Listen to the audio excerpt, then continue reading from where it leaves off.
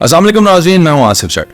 तस्वीरें तो बहुत देखी होंगी आपने। ये तस्वीर देखिएगा, ये एक कब्र की तस्वीर है और ये कब्र है एक माँ की, जिस पे लिखने वाले ने लिख दिया कि ससुराल वालों की तंगियों और घुटन से कैंसर का शिकार हो गई और बच्चों से मिलने के लिए तड़पती रही, तड़प तड़प कर इस दुनिया से चली गई, लेकिन खावंद ने बच्चों से ना मिलवाया। सोचें, कब्र पर लिखी हुई ये इबारत अगर आपके रोंगटे खड़े कर देती है तो इस औरत पर हकीकी जिंदगी में जो गुजरा होगा वो कैसा वक्त रहा होगा।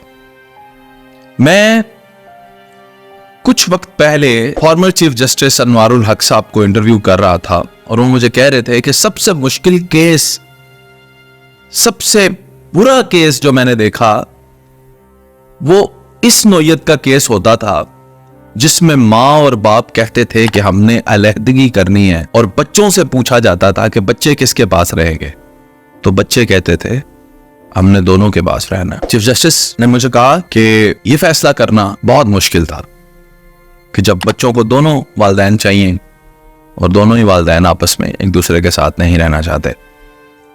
यह कोई पहला वाकया तो नहीं है, हर दूसरे घर की कहानी है जिसमें जो पराई बेटियां बहू बन के आपके घर में आती हैं उनके साथ क्या सलूक किया जाता है और फिर अपनी बेटी के लिए आप क्या मांगते हैं। शायद अब दुनिया के अंदर लोगों में अल्लाह का डर खत्म हो चुका है। अब वो अल्लाह को मानते हैं, अल्लाह से डरते नहीं है।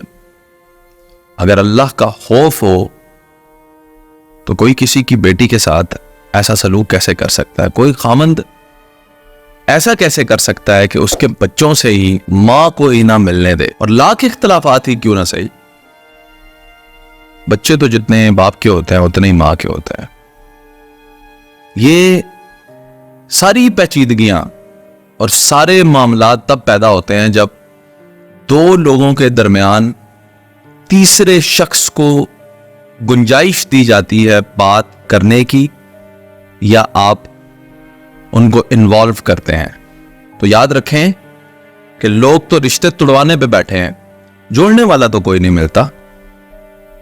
ऐसे लोग बहुत कम है जो रिश्तों को जोड़ने की बात करते हैं। पढ़ के इस कब्र की इबारत को बड़ा दुख हुआ। अल्लाह गरीक रहमत करे इस खातून को और इसके बच्चों को ये तौफीक दे के वो आगे अपनी जिंदगी में, अज़दवाजी जिंदगी में अपने शोहर या अपनी बीवी के साथ ऐसा सलूक ना करें।